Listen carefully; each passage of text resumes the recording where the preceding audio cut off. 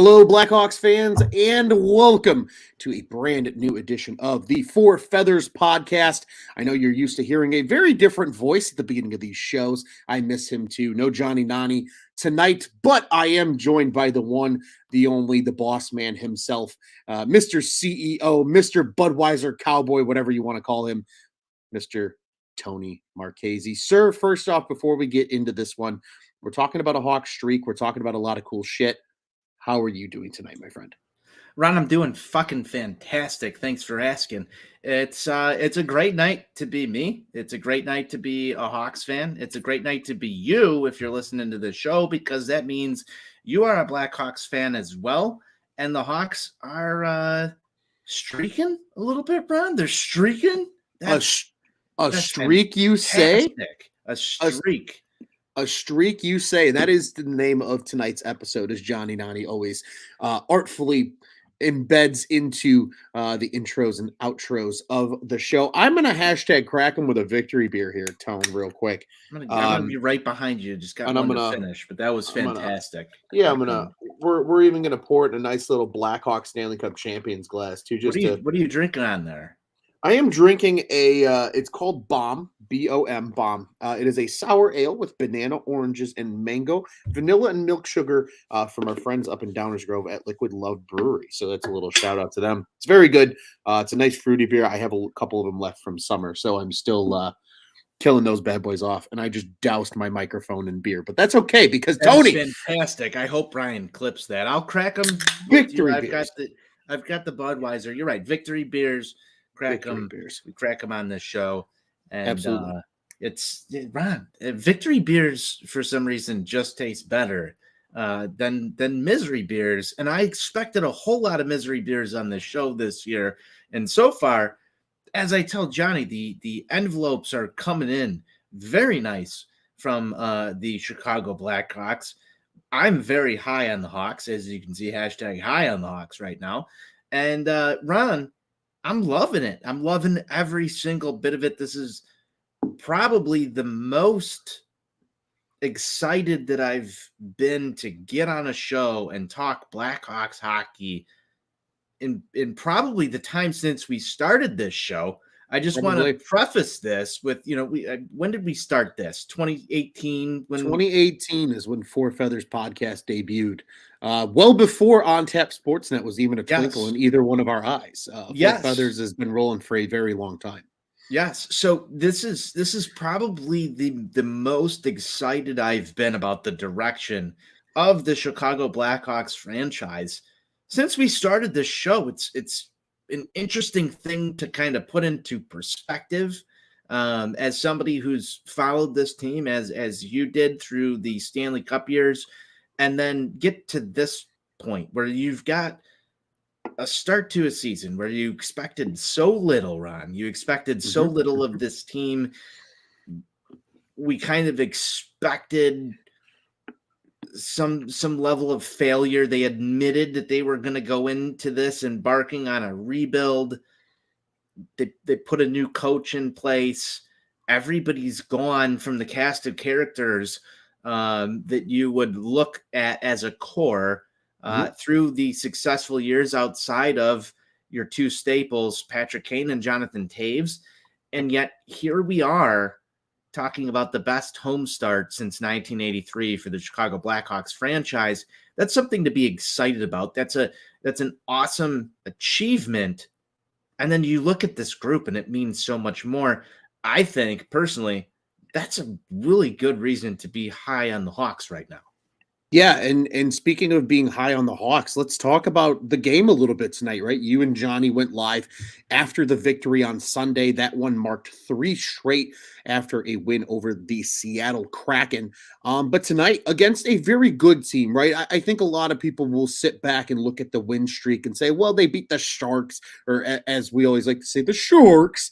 They beat the Red Wings, who are kind of a mixed bag of Detroit nobody sucks. Knows. We know this. Yeah, Detroit sucks. We let them know that. I lost my voice yelling at Red Wings fans after Domi potted that on Friday night. And then obviously the Kraken, a team that better than they were last year, but they were not a great team last year by any means. tonight was kind of the first real test I think this Hawks team has had. Florida, a very good team. Florida a season ago, as our boy Chris Foster said, the President's Cup, aka the President's Trophy, but we know he means well. But again, truly a good team, and a team that you could argue got better by adding Matthew Tkachuk. Yes, they lost Mackenzie Weegar. Yes, they lost Jonathan Huberdeau, but they added a all-around stud in Matthew Tkachuk and relatively brought back the same team from last season. A very good team that the Hawks finally have played, and they came out flying, Tone. For those that didn't get to see the game in the first period, on the power play. What a nice play, by the way, too, when we're at it. Patrick Kane dishes it over to Tyler Johnson as we have those two guys rushing up the ice, similar to what they did in years past. But this time, really good read, as Tyler Johnson talked about it in between periods. That he's played Florida a lot over the years after being in Tampa for a long time. They do a lot of the same things still now, even under head coach Paul Maurice, that they did before. They knew they were going to crowd the blue line and that they could chip a guy on the outside if he had some speed. They get it over to Taylor Radish. And as we like to say here at Four Feathers, hashtag just fucking crank it. As he winds up with a little bit of a half slapper and pots it past Bobrovsky. And then Tone, before the end of that first period, the man himself, I am repping his shirt tonight. Showtime. Patrick Kane gets his first of the season. Beautiful little pass from Andreas Athanasiou from behind the back of the net. And Kaner will not miss when he's got that much time out in front. And the Hawks led 2-0 after one, Tone. And I think, like you said, hashtag we were high on the Hawks after one period because they looked really good in the first 20. They absolutely did, Ron. And, I want to go back and just rewind the tape a little bit here. You go look at this just fucking crank it goal. If me and my boy Jake Trojan can figure out how to enter a zone that way, playing some shell, we're in business. That was man. I didn't expect that type of zone entry play from a team that the Blackhawks have rostered here this season. And to see things working like that this early, you didn't see them last year, Ron. If you look back, zone entries were things that we were talking about last year on this show. Organized zone entries, clean passes, getting in there and establishing a scoring chance off that play. And then the ability to just fucking crank it into the net is another thing. But we're talking about advanced levels of hockey that you did not see out of the Chicago Blackhawks for a while. And Absolutely. That's really impressive in and of itself. I don't know if it's going to continue. I feel like the mantra through the media, mantra through everybody who watches the Chicago Blackhawks and knows what this roster is constructed of has kind of taken this stance, Ron, that this is unsustainable. There's no way you're going to see this continue.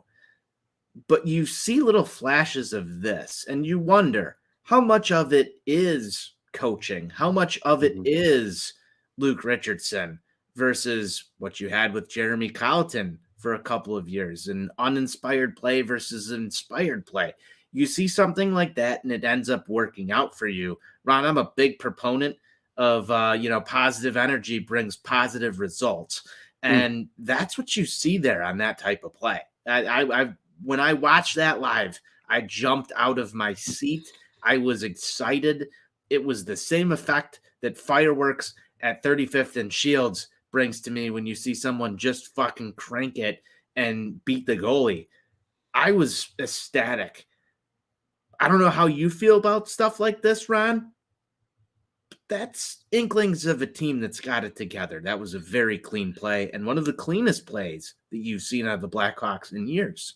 Absolutely. And I think, Tony, to add to your point there, right, when we look at the guys involved in the play, I think coming into this season, the reason that a lot of people have looked at this Blackhawks roster and just immediately assumed it was going to be shit. It was built that way, right? They were built to be a team that's probably going to be scrappy, but is probably going to lose a lot of games. Nonetheless, Taylor Radish is a guy that was a major piece that came back in that Brandon Hagel trade last year. You and I actually did the show immediately following that trade when Brandon Hagel was traded, and you and I both decided to butcher Boris Kachuk's name. But One guy we did not butcher was Taylor Radish, and that's because he is a highly regarded player. He's been a highly regarded prospect coming out of Tampa now for the last handful of years. And in addition to that, he showed flashes of that last season with the Blackhawks in a more expansive role. Not buried on the fourth line in a deep team like Tampa, rather playing top 6 minutes in power play time as he was here in Chicago. And he's starting to show that again this year. A lot of good chemistry with his line mates in Jonathan Taves and the injured Tyler Johnson. We'll talk about that here in a few minutes. But a lot of skilled players, Tone, that I think a lot of people just forget about because there's a lot of question marks surrounding these guys. And kudos to Taylor Radish. I'm so happy for Taylor Radish scoring that goal tonight. He looks good. He looks strong. It looks like he can become a power forward, Tone, that maybe even on a more talented team in the future, maybe fits more in the middle six than in the top six per se. But as a second line winger playing on the other side of Jonathan Taves and Tyler Johnson right now, he has looked absolutely sensational so far. And that's exactly what you like to see out of a piece that Kyle Davidson identified as a guy he wants here for the future after trading Brandon Hagel for him last season. So love to see it. Was really, really pumped about that as well. I got super excited. And then obviously, Kaner following that up to end the first period. But Tone, let us not forget that second period, only one goal, but it was a pretty one. And you and I talked about it just a tad before we jumped on here. Philip Kurashev with the nasty, nasty goal, identifies that Gustav Forsling, former Blackhawks legend in himself, was kind of beat up on the play, took a puck, I think, to the ankle, was kind of limping around on the ice in his own zone.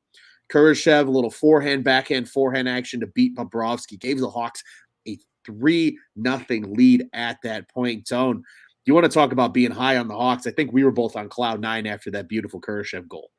I mean, roll that one up and smoke it, Ron, because you go top shelf like that. Oh man, it just goes down smooth. And when you exhale and you see it cross the line, it's just so sweet. I was beside myself with this, and we got to set the stage a little bit here, Ron. The special teams play that kind of led up to some of this, and you and I have texted back and forth a lot about how the special teams has looked under Luke Richardson since this season has started. The fact that they have been able to convert on the power play, the fact that they've been able to do what they've done on the penalty kill, and then you put guys like Philip Kurashev in positions to make these types of plays. That's highlight reel stuff. That's cool and tough. That's the definition of what we say is cool and tough right there. I love highlight reel goals. They're the equivalent of the baseball home run, the one-handed touchdown catch. Like in hockey, highlight reel goals like that with the dirty dangles mean so much. And there you go. Hawks on the highlight reel tomorrow. +1 in the stonks, baby. They're looking up. Absolutely. And speaking of stonks and numbers, Tone, I'm going to go a little numbers nerd on you here for a Please second. do. You mentioned the special teams, and let's just confine this into a microscope here on tonight's game, because obviously over the course of the season, power play converting over the course of a season at a better than 35% clip right now, and the penalty kill has been almost as equally sensational. But let's just talk about tonight, because some statistics, Tone, that I think a lot of people might not understand or see when looking at the general box score, and that being, yes, the Florida Panthers did outshoot the Hawks 31-22 tonight. That's okay, because here's why. The Hawks won 58% of the faceoffs tonight. Obviously, that's better than Florida's 42%.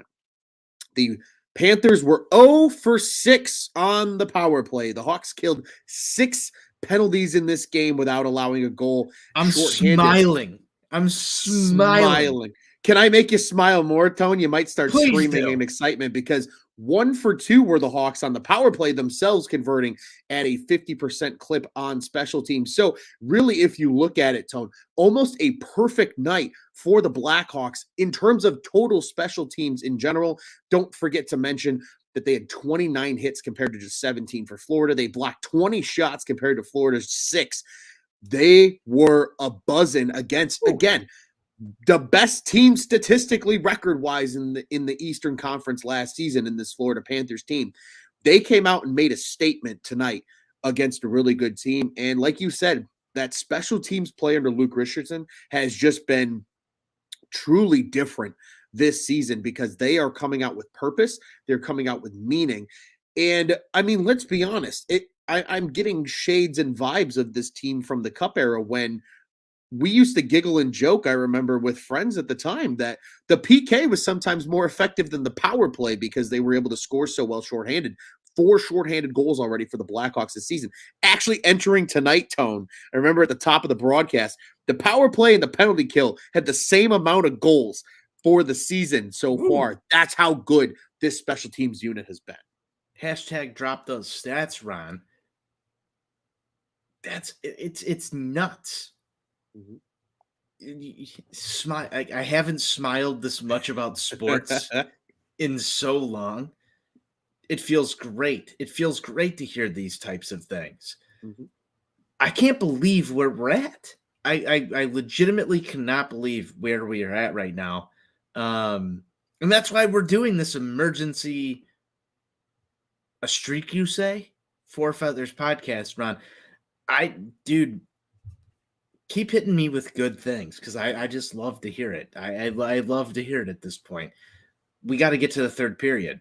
Yes, we do, and that's exactly where we were going to go with this one, Tone, because the Florida Panthers made it a little interesting. Nonetheless, I don't think any of us were surprised. Florida's a good team, right? We talked about it. This is arguably, outside of the Colorado Avalanche, the best team the Hawks have seen so far this year. Obviously, we're only Hey, 6 Ron, games I'm going to in. stop you for a second. All tales of triumph must face adversity. Absolutely. And as they say, pressure creates diamonds. So if this team is going to continue to have a beautiful rebuild and it goes successfully, you need to encounter situations like they did in the third period because at the 11:32 mark of the third, Florida nets their first goal. It's Eetu Luostarinen. He gets his third of the season with assists from White and Lundell. And then the big offseason acquisition, just a minute and change later, in Matthew Tkachuk nets his fourth of the season already with assists from Montour and Verhaeghe. That made things a little bit interesting, made it 3-2. But I'll tell you what, Tone, I was really impressed. The team really hunkered down in like that last 5 minutes. A lot of defensive groups in terms of forwards on the ice together. We saw a little bit of Taves, Kyra, and Blackwell at times. We saw a little bit of that third line, again, just proving that they are a two-way menace because Luke Richardson trusts them not only to start the game against the Florida Panthers today in Lafferty, Dickinson, and Kurashev, but also to be out on the ice in meaningful time when you are defending a one-goal lead. Again, that third line, Tone, you and I texted about it and talked about it a little bit on Sunday. That third line might be my favorite line to watch on this team just because they play balls to the walls. They hashtag TWTW. They have that will to win, and they just go hard and do their jobs. And Tone, you know what happens when guys do their jobs and do their jobs well? Good things happen when guys do that. And we've seen that all season from this third line, but they defend the lead. They fight off the Panthers, and with just a hair under 30 seconds left in this one, it's the captain, number 19, Mr. Jonathan Taves, his third goal of the season already. Who says 2021 he had to wait fucking 18 games or whatever for his first goal? No problem for that. He's already got 3 in 6. Dickinson picking up his third point already. He's got 5 points in just, I believe, 4 games. Some of these guys really surprising on the stat sheet here for the Blackhawks early. Tyler Johnson leading the way, actually, point per game player so far, 6 points in 6 games. But Tone, third period. Hey, you hunker down. The better team made it interesting. But again, that hashtag TWTW, the will to win, this team implored in the third period, and they came away with the victory, and Jonathan Taves with the exclamation point to cap things off and make it 4-2 Blackhawks. Yeah, Ron, I've got a couple of points to get to after you brought the action there. That was the third period. First thing, I talk about this a lot on this show. Weather the storm. I wanted the Blackhawks to do that a lot over the course of the last few years. Weather the storm in the defensive zone. You're going to have points in the hockey game where the opponent is going to carry momentum, put up some offensive scoring chances. You got to be able to use the body. You saw Jake McCabe out there tonight using the body. You saw, man, shout out Johnny, the president of the Sam Lafferty fan club. There's a guy that's an absolute warrior out there for you tonight in the defensive zone. You got to be able to have guys that know their role. Ron, like, we talk about this all the fucking time. Know your role. When you're performing above expectations in your role, might you have some success? There it is. Use the body, stop shots. These are the things that guys like Nicholas Jalmerson were doing years ago.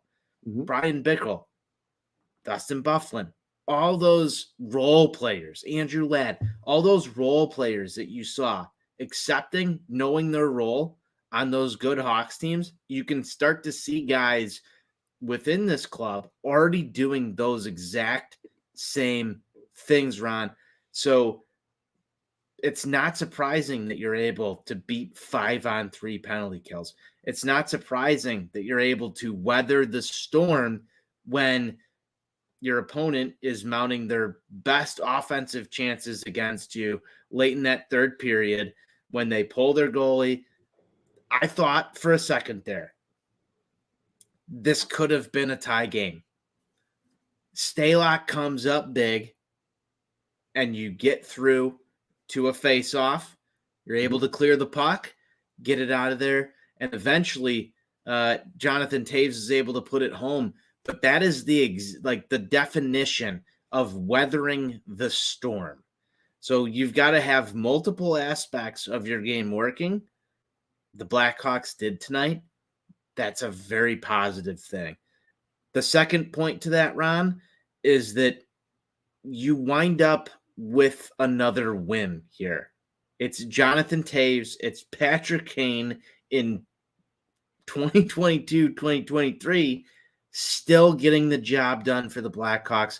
Did you think that we would be here? I got to flip it back to you. No, I don't think anybody did, truthfully, Tone. I think a lot of people coming into the season, we didn't know what Luke Richardson was as a head coach, right? We talked about it a little bit in a couple of prior episodes. So many teams are so reluctant and so just fall back on, oh, we're going to hire a guy that's already been a head coach and maybe he's only had some success, right? Look at Bruce Boudreau out in Vancouver right now, who's the only guy that is keeping Jeremy Colleton from another NHL job right now. Let's look at, Not scary hours yet, is it? No, we're not quite there yet, but he can't hurt us anymore. He's not in Chicago anymore. But it's not John Tortorella being hired in Philadelphia, right? It's not just recycling of an old head coach.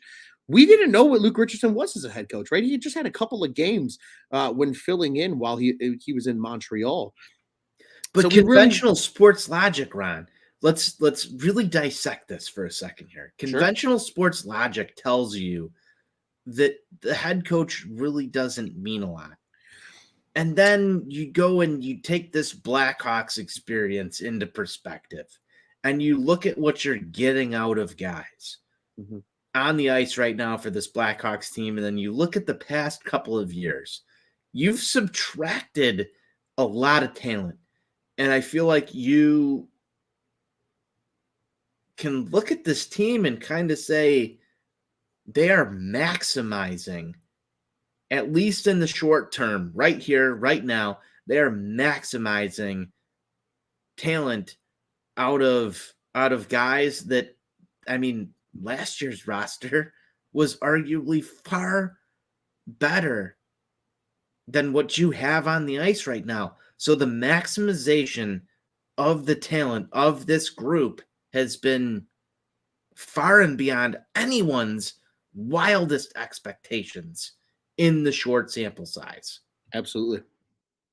Yeah, and I think that's why this team is so fun, because it's such an interesting thing. You mentioned the coach, right? And how a head coach doesn't matter. I think it varies by sport, right? You look at sports maybe like baseball and basketball, where maybe it's not so much system as it is talent on the ice or talent on the floor or talent on the field, but you still need that guy that's going to set a culture and set a standard and set an expectation. You need that. And we see it, I think, across all sports. And I think that's very much that way in hockey, too. Hockey, I think there's a little more system involved that most fans don't understand, right? Because I think hockey's strategy is truly something that, like, unless you played, you really don't easily comprehend.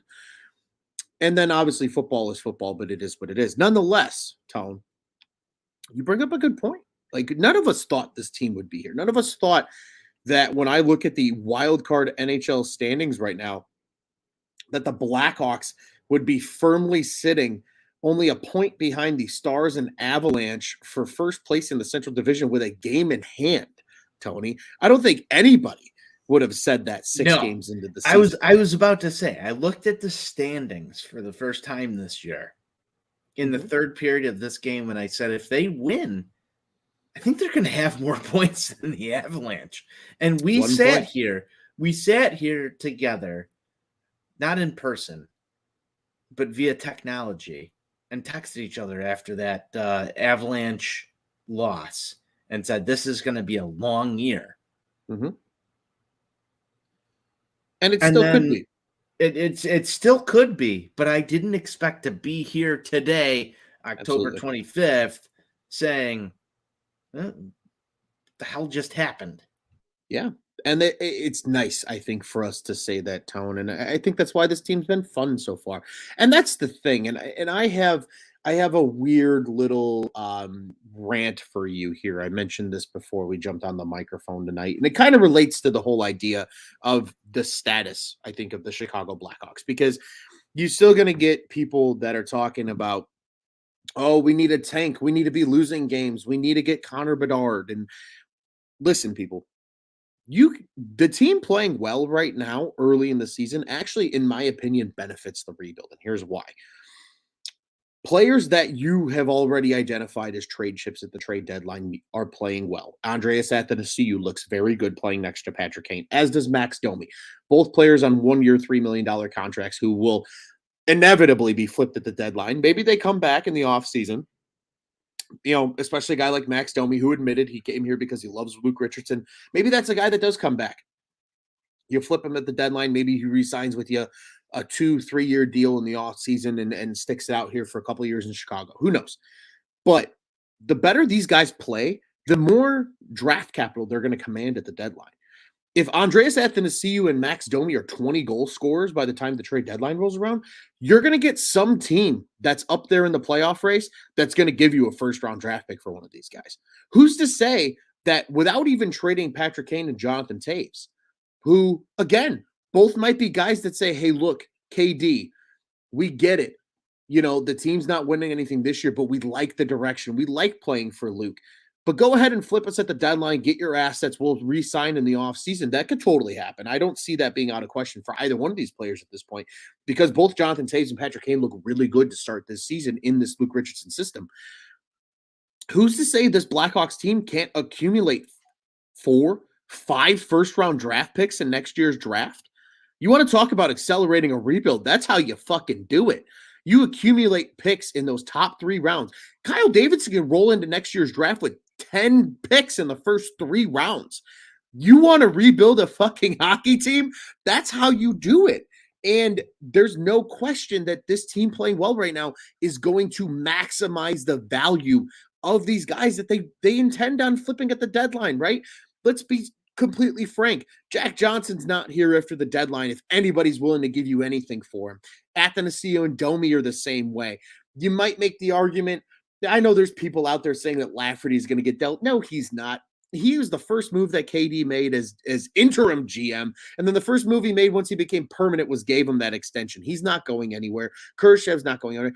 There's still going to be guys here. This team's going to lose their games. They're going to come late in the season when this team depletes their resources to build for the future. That's how you get into the Bedard sweepstakes. You want them to play well right now because it sets two things for the rebuild. One that takes you in a positive direction and one that takes you in a different positive direction, but more in the rebuilding sense, right? Guys that you plan on trading are going to increase their value. They're going to build up trade value better than what they would have if Max Domi rolled into the trade deadline with 5 goals because this team just sucked big old monkey balls. I was gonna say, Ron, I gave you your 2 minutes. I've got a question for you as you go on this. Sure. As a Blackhawks fan, what do you truly believe is the worst outcome for this team this season? What's the worst thing that can happen to the Blackhawks this year? The worst thing that can happen to the Blackhawks this year, and I'll build this into kind of rounding out my point here for you, Town, is because best case scenario is right is the team plays well enough where these guys build value and you get teams to overpay for them, and you look to the future, and then you accumulate those losses on the back end to get into that kind of top, 5, 6, 7 picks of the draft sweepstakes. This is a very deep draft. I know people are very in love with Connor Bedard and in love with Adam Fantilli. This draft has been talked about for 2 years now as being one of the deepest drafts that the NHL has seen in quite some time. If that's the case, potentially having 3, 4, 5 first round picks in this year's draft is going to benefit this team. But at the same time, this team playing well, Tone, sets the hashtags sets the tone for the future because now free agents, Hawks are going to have a fuck ton of cap space next season and beyond.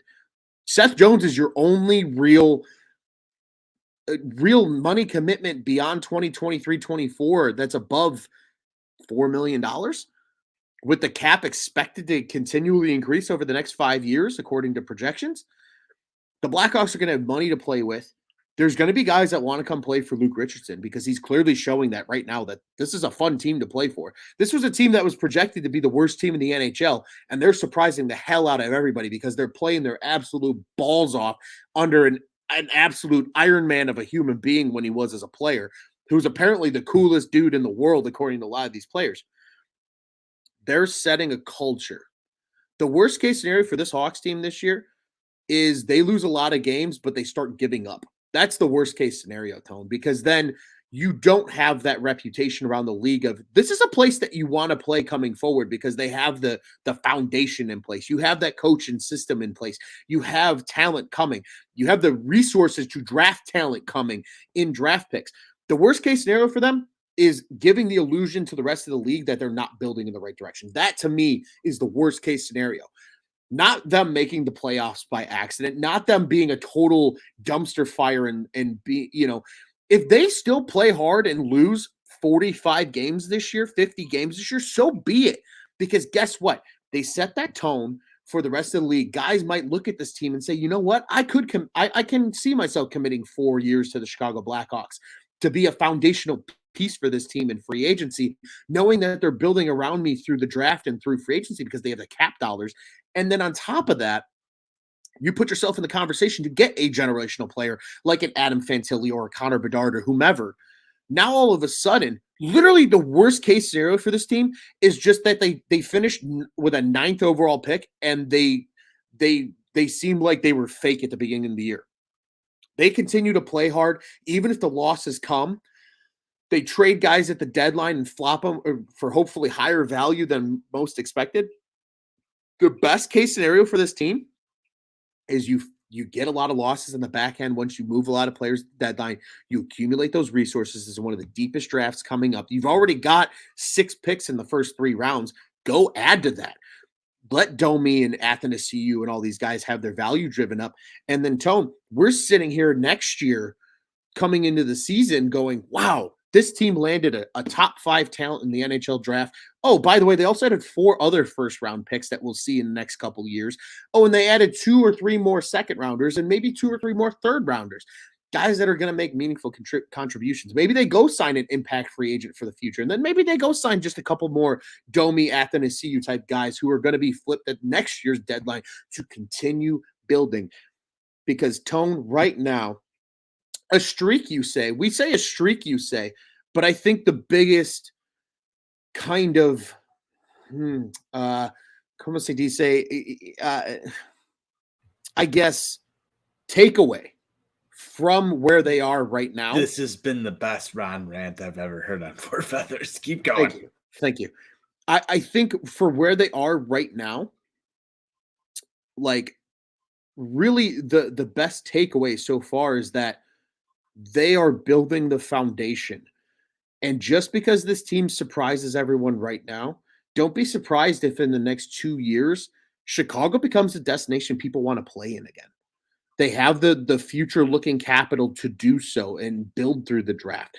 They have the cap space to entice free agents to come in and want to be a part of this thing. And it's wins like tonight where they were clearly not the better team on the ice. And you saw it a little bit there in the third period where they were kind of on their heels, Still but won. they found that will to win. TWTW is going to be on my forehead by the end of the season because that's what this team is doing. And Tony, when you hashtag set the tone like that against a really good Florida Panthers team, now all of a sudden the Hawks are putting people on notice again. And that's why I asked you, never what's the worst case scenario for this the team? worst. Say they hang around. Yeah. Say they hang around. I think at this point, it's worthy of the conversation to say when Luke Richardson said he wants to make Kyle Davidson's job as hard as he can possibly make it, he's doing it. He's doing it because we're having these discussions. These are feelings that are real. These are things that are happening. Keep winning hockey games. Mm-hmm. It's cool and tough. It is. And cool if you don't, what's the worst that can happen? You wind up with a top draft pick in an insanely deep draft. There's no pressure. And sometimes when you have no pressure, you can play loose and you can make things happen. It's loose on the loose out there on the ice. Loose is on the loose out there. And Tone, like you said, when you have nothing to lose, you're going to play your absolute hardest. And I think that's why this Hawks team right now is not only dangerous in the present, but also dangerous in the future. And I think that's where going to be a lot of fun. Tony, quickly, before we begin to kind of wrap things up here, one piece of news that we do need to talk about in our other co-host, Mr. Johnny Nani, wrote a beautiful article detailing it over at ontapsportsnet.com. Highly encourage everyone to go check that out. And that is regarding Tyler Johnson and his injury. If you didn't see it tonight, left the game, kind of hobbling, couldn't even get off the ice at one point, only on one skate. And I want to highlight from Johnny's article, verbatim, actually, a little piece here that he notes. Luke Richardson said of Johnson's status after the game, I'm reading it out of order because I want to add to the allure here, but he says, quote unquote, not good tonight. And that is very discouraging, Tony, because as I mentioned, with his assist in the first period on the Taylor Radish goal, Tyler Johnson, a point per game player so far this year, 6 points in 6 games for the Chicago Blackhawks. He's looked really comfortable next to Jonathan Toews and Radish. He's played a lot of meaningful time on the power play. He's been doing a lot of good shit. This is a guy, again, makes $5.5 million a year. The reason he does is because he was rewarded for what he was doing in Tampa with a very handsome contract. Just the dude cannot catch a freaking break. Lost almost all of last year with the back injury. Hopefully, we hear not good tonight. Hopefully, it's not a season-ending injury for Tyler Johnson because this guy had a hell of a start to the year so far, and I would hate to see him, be lost already and force the Hawks to really. You say weather the storm just on a singular game tonight, Tone, as we talk about this here, but really weather the storm over the course of a season because that's a guy who right now is providing a ton of offense that could be gone for a significant amount of time. So I'd love to hear your thoughts on the Tyler Johnson injury at this point. Yeah, Ron, unfortunately, teams are going to sustain their injuries, and I'm well conditioned to this from doing plenty of socks on taps over the course of the last couple of months here. But, I think that this would be a significant loss for this Blackhawks team, especially given his role. We talked about roles a little bit earlier, and he's a guy that knows his role. He accepts it, and he goes out and executes. And anytime you take somebody that's that good at their job out of their role, you've got to find ways to figure out how to fill that gap. And I don't think that the Blackhawks really have another Tyler Johnson replacement, Ron. It's going to take shifting around, and there's a lot of chemistry factors, especially when it comes to hockey that can come into play here. So this would be a fairly significant loss for the team. You say season ending, and I start to kind of shudder my expectations for everything else, because we know this is not the best built bridge to continue the same success that the Blackhawks have had. They were able to get through this one, but you saw the weathering of the storm kind of start when he left the ice tonight, Ron. Yeah. So it is rather concerning. I don't think that it takes away from the all-time high vibes that Blackhawks fans should have for every other reason that we talked about. But this is a significant thing that if you are rooting for the Blackhawks to win every single game, that you would be concerned about. I don't think that this is a minor thing. You're going to have some missed time here. So it's going to be interesting to see how the Blackhawks respond to this and how they kind of shift the lines around, man. If he misses a significant amount of time, who are you moving around, Ron? If you're Luke Richardson, because I'm sort of concerned about it. Yeah, it's a fair thought process to have to put in place right now when considering who would replace Tyler Johnson, because again, a very skilled player that has very much found his role on this current Blackhawks team. I don't think they are going to rush a Lucas Reichel to the NHL to replace him. I don't expect that to Yeah, be the exactly. case. See, that's where I want to. That's where I And want to maybe temper maybe some not right now. expectations. Yeah, and maybe not right now. I don't think that's completely out of the question that we don't see Reichel by maybe Christmas time or somewhere around there, or maybe even a little bit sooner, depending how the season goes and how Santa's his. gonna bring us Lucas Reichel. Is that what your early prediction is here, Hey, Ron? he might even be here by American Turkey Day. We don't know for sure, but I think what will end up happening is you'll just have to find somebody that vibes with Jonathan Taves and Taylor Radish, and I think it's finding that guy that fits that role. A guy who's willing to be skillful but also go into the corners. And I think the beauty of this team, Tone, even though they're maybe not the most perfect roster on paper, is most of the guys on this roster can fill that role. I really don't want them to break up that third line, and I hope they don't try to take a Lafferty It's or a another thing that Kurashev. I'm worried about.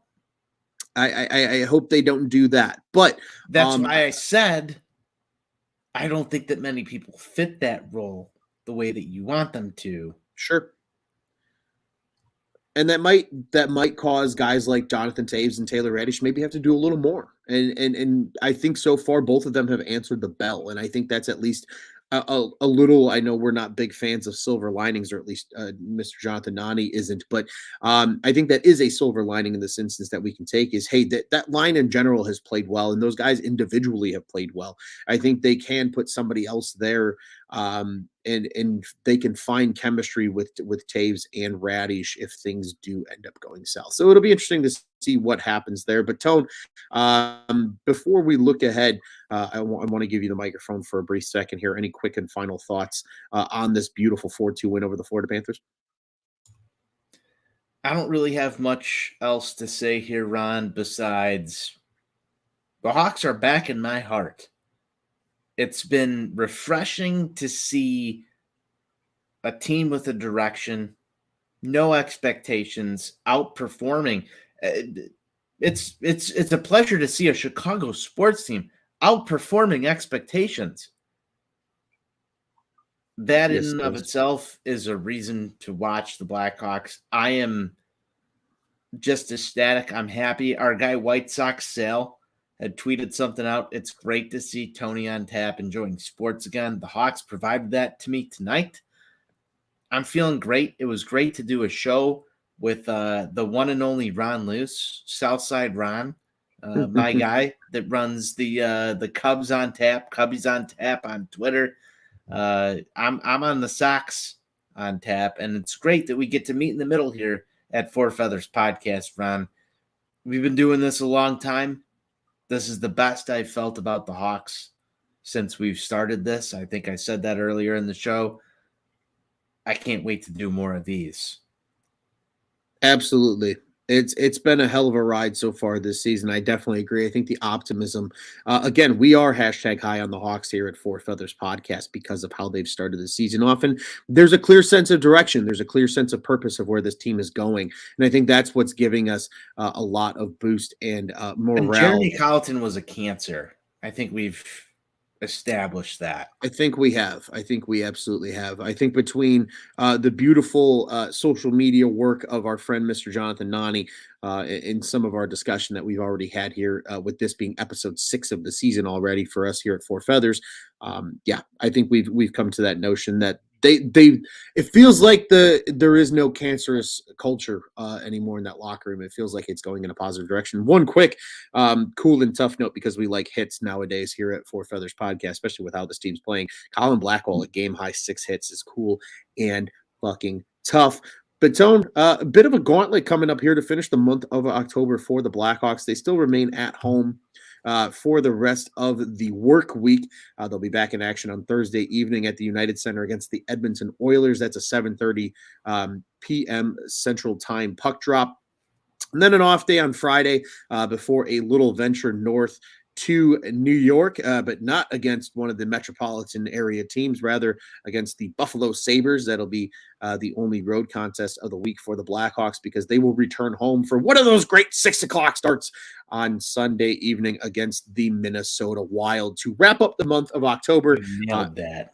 Thank you. I do my best. But to wrap up the month of October and sail us into the holiday that is Halloween before we open up the November schedule. So, Tony, I'm going to turn it back over to you, my friend. Thoughts on this upcoming 3-game stint? We will see Arvid Soderblom in one of those 2 games over the weekend, certainly worth noting.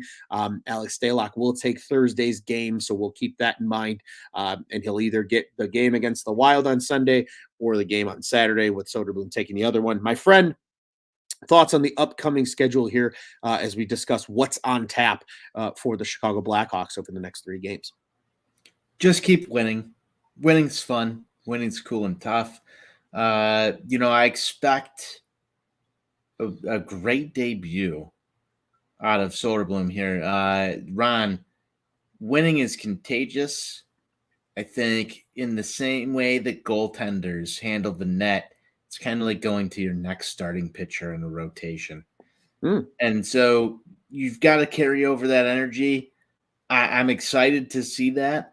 However, I do think that the Hawks may wind up 2-2 over the 4-game set. That's what I called with Johnny on the last episode of Four Feathers Pod here. We did not call this one, so we've got a game in hand. I actually hope we exceed expectations from what I gave with Johnny on the last episode. I know you didn't give a prediction over this 4-game set here, but I've got a game in hand on mine, so I'm not going to go ruin anything.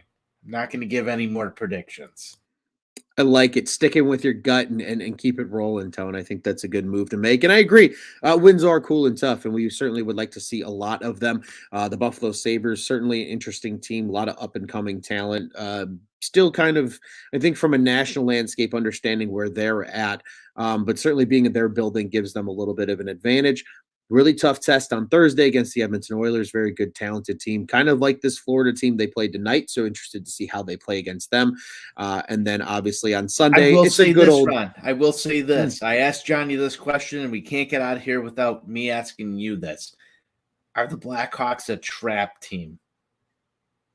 I think very good NHL teams. I think this season they will be, and I think that's because a lot of people do not expect them to play with this pace and this hustle that they have played with so far. And especially when you come into the United Center, I think that's an immediate advantage for a team like the Hawks, where they can deploy the matchups that they want against certain lines. I think that's why Thursday's matchup is so intriguing against the Oilers, because Luke Richardson's going to be able to deploy the guys he wants against Connor McDavid and the guys he wants against Leon Draisaitl. And I think that's going to make... I can't wait. If it's Sam and Jason and Phillip with 3 Ps technically, I can't wait to see what Johnny throws up on the Four Feathers Twitter account. When you've got Sam Lafferty up against Connor McDavid somewhere, just in a nice little net battle. It's gonna be TW that will the win, and that third line certainly provides that. It's going to be good. And then they finish it off here for the month of October with that game against the Wild on Sunday. We'll get to see old friend Marc-Andre Fleury, and it's just a good old Central Division battle. I still think it'll be a good one. But yeah, Wins are cool and tough. Certainly want to see a lot of them as well, Tone, as you said. But my friend, before we get out here, a quiet night in the comments, but we've seen some people tagging along here watching on YouTube and Facebook. You can comment along with us if you are watching on YouTube and Facebook. If you're watching along on Twitter, we cannot see your comments, unfortunately. So we highly encourage you to subscribe to our YouTube at OnTap Sportsnet or like us on Facebook and follow along and comment in the conversation there. You can join us as we talk about all things Hawks here at Four Feathers Podcast. In addition, be sure to tune in to us here at OnTap Sportsnet, as the Four Feathers Podcast is the official Blackhawks podcast of the OnTap Sportsnet. You can follow us www.ontapsportsnet.com and at OnTap Sportsnet everywhere on social media. We do it all, not just Blackhawks, ladies and gentlemen, Bulls, Bears, and even both sides of town, as Tony mentioned earlier. He's over at Sox on Tap. I'm at Cubs on Tap. That and everything in between, we take care of you over at ontapsportsnet.com, at OnTap Sportsnet. On social media, the OnTap Sports Network. Go ahead and check out what's on tap in Chicago sports. Tone, this was a fun one. Hawks win again, 4 straight, a streak, you say, the title of tonight's episode. We're high on the Hawks. Hawks got another game in a little bit over, about 43 and a half hours or so. Cannot wait. Cannot wait as well. Tone, what do you say? We get out of here the only way now? Let's go Hawks. Let's go Hawks.